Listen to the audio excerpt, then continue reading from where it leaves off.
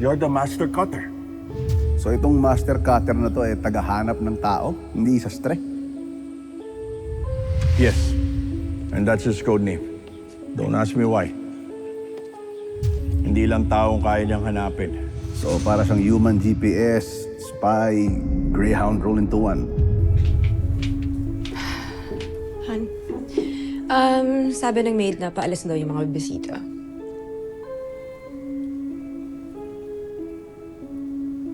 Lahat naman ang pwede makabuti sa kapatid ko. Si Atoy pa. Bakit ba kontrang-kontra ka? Never ko naman napansin na concern ka sa mga karelasyon ni Audrey, ever. Wala akong pakialam dun.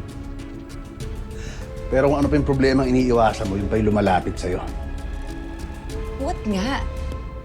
Ano yung problema?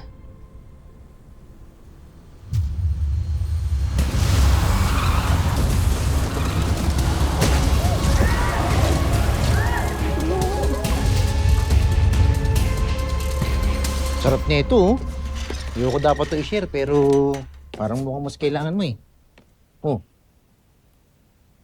Yeah. Ay mo? Baka sabihin mo, di kita inalok, ha?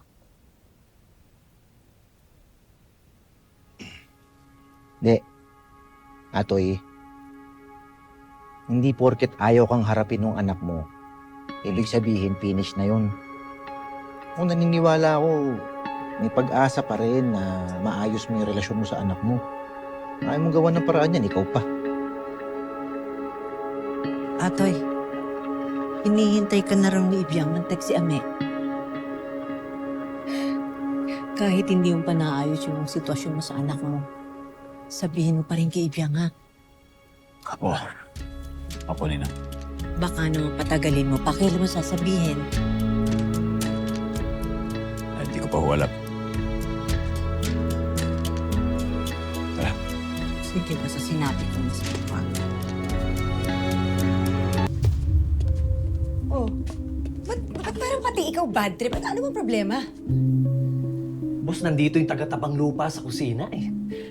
Kakagigil yung mukha. Gusto kong banatan eh. Nakakainis. Pero bisita daw ni Audrey. Paano nangyari yun? Sama ni Atoy. Si Atoy? Paano nangyari? Patayin ko yung hayop na yun, Diyan boss. ka lang. Ngayon ganyan ka. Dapat dati mo pa ginawa eh. Ngayon, untouchable na yung hayop na yun. Bakit, boss? Siya yung nakabuntis sa kapatid ko. Kaya kahit ayoko, konektado na siya sa pamilya namin. Napakaswerte naman ng hayop. Ako sa mura. Pakaswerte mo naman.